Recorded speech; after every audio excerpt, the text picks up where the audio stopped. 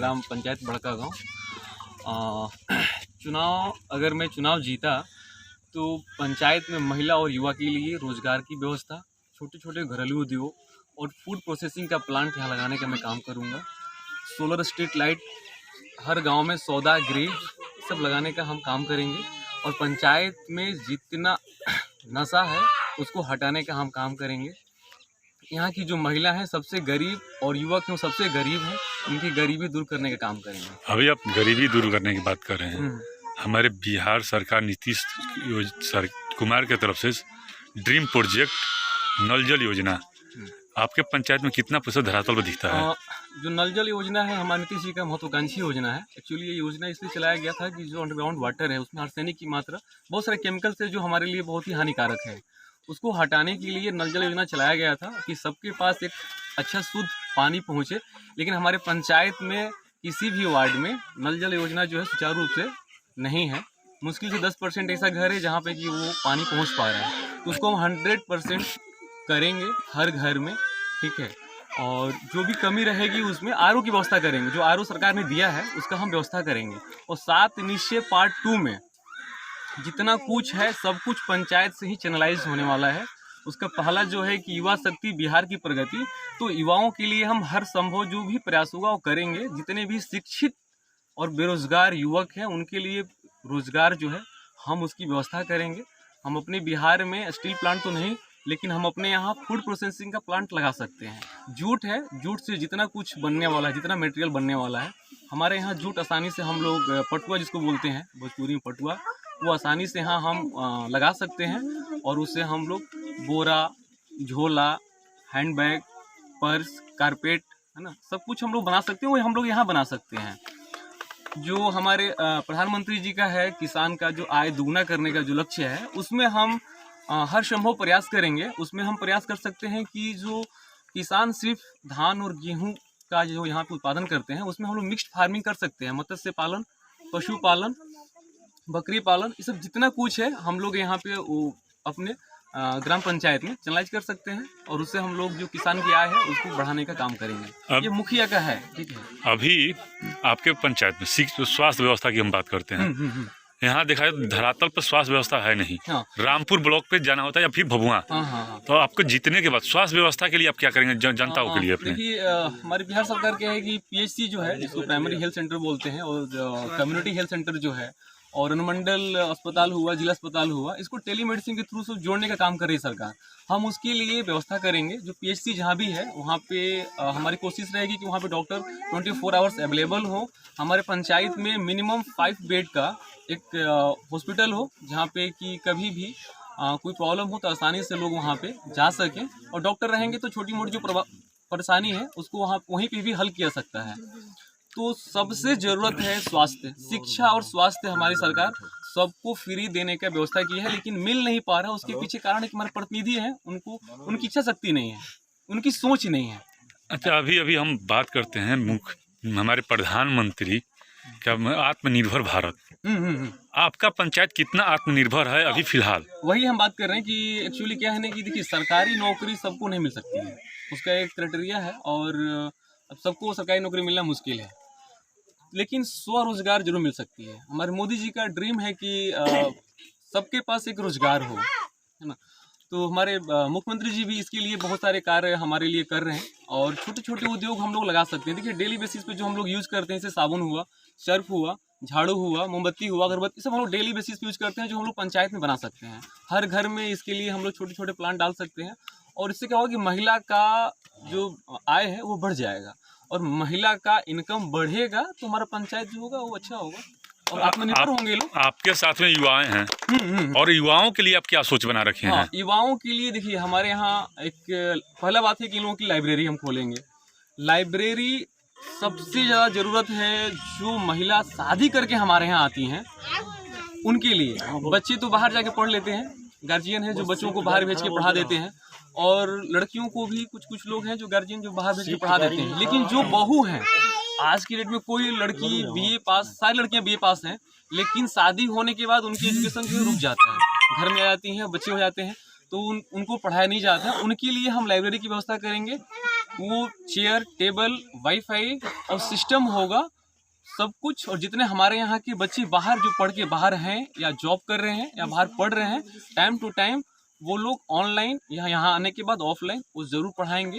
ये हम वादा करते हैं और हम कोशिश करेंगे कि Bihar police, Bihar SI, BPSC तक की क्लासेस हम यहाँ फ्री ऑर्गेनाइज कराएंगे। अभी हमारे मुख्यमंत्री जी महिलाओं पे बहुत ज्यादा फोकस दे रखे हैं, उन लोगों उनका ड्रीम प्रोजेक्ट है सशक्त तो महिलाओं के लिए आपकी क्या राय रहेगी? देखिए, महिला के लिए सबसे जरूरत स्वास्थ्य है पहले तो, है ना, कि वो हेल्थ में सबसे पिछड़े हैं वो लोग, क्योंकि स्वास्थ्य उनका पानी की वजह से कहिए या बहुत एक मुख्य कारण है सैनिटरी पैड। जो महिलाएं अभी भी हमारे बिहार में और ग्रामीण क्षेत्र में सैनिटरी पैड का यूज़ बहुत कम लोग करते, 10% करते हैं।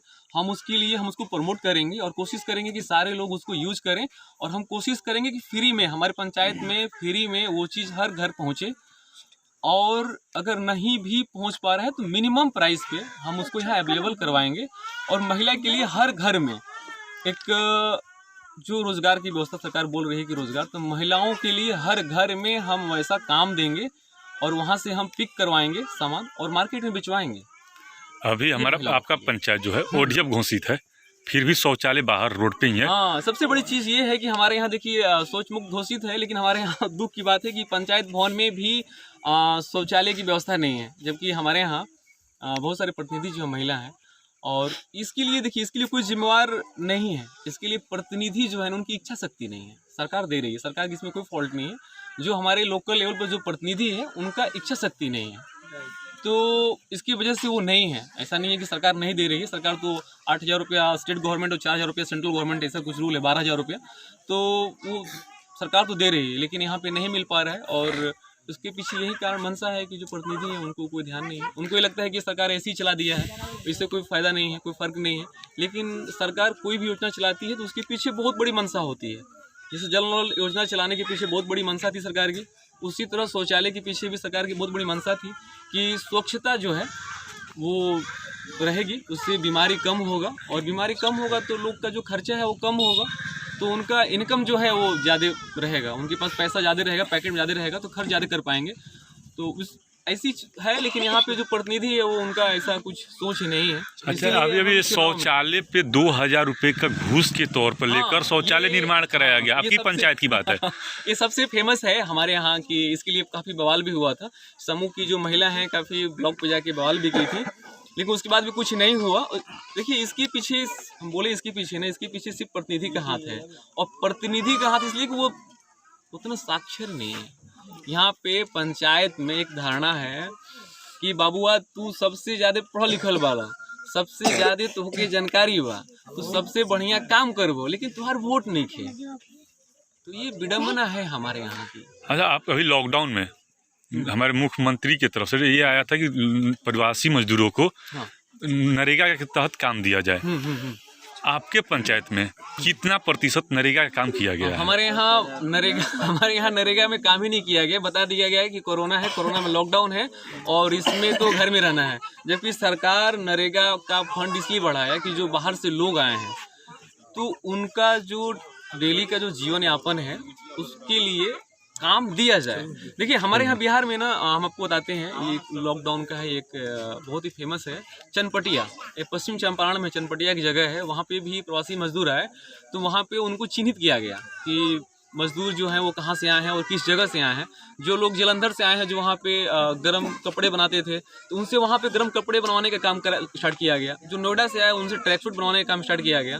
हमारे बिहार में बहुत जो लोग जम्मू कश्मीर से आए हैं उनसे बैट बनवाया जा रहा है। तो बहुत जगह जहाँ पे प्रतिनिधि पढ़े लिखे हैं और उनकी इच्छा शक्ति है कि हम कुछ करें, तो वहाँ पे करवाई जा रही है। इसमें बिहार गवर्नमेंट की कोई गलती नहीं है। लोकल लेवल पे जो रिप्रेजेंटेटिव हैं, जो जनप्रतिनिधि हैं, सारी फॉल्ट उनकी है।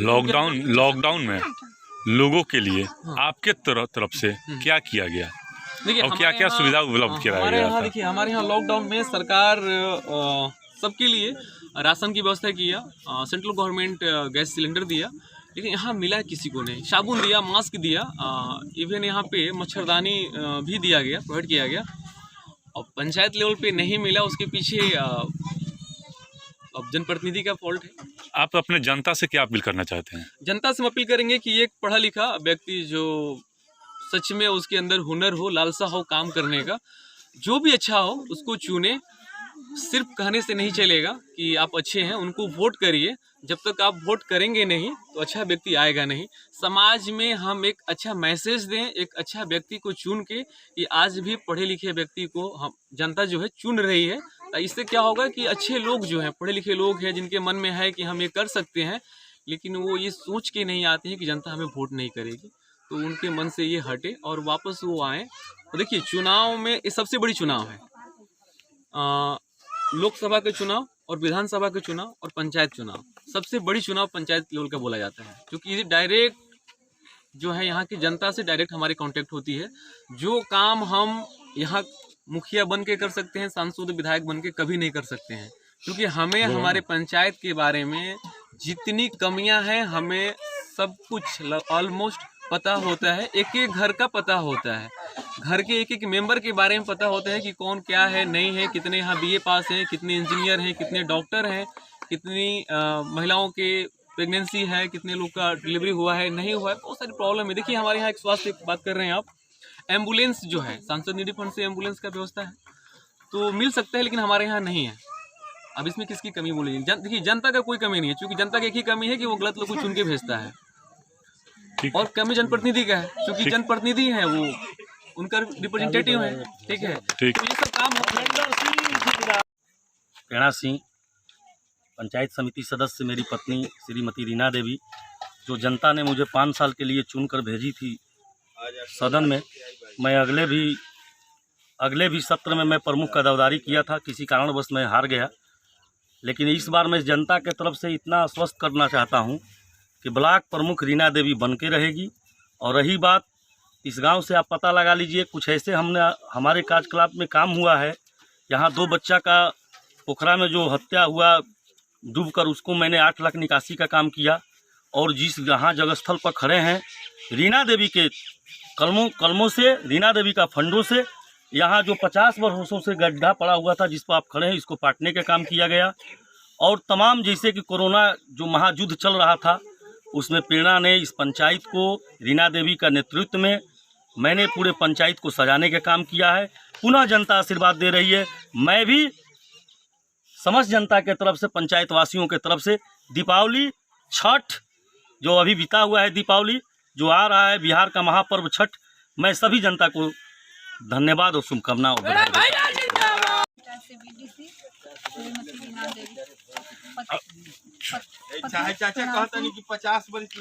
चुनाव चिन्ह का मेरा चुनाव चिन्ह कंघा छाप है। बीडीसी जीतने के बाद आपकी क्या प्रमुख की दावेदारी रहेगी? जी, प्रयास है। और अपने पंचायत वासियों से क्या आप अपील करना चाहती हैं? मैं यही अपील करना चाहती हूँ कि मैं आगे भी जीतूंगी, तो जिस तरह से मैं 5 वर्ष सेवा जनता की हूँ, उसी तरह आगे भी करती रहूँगी।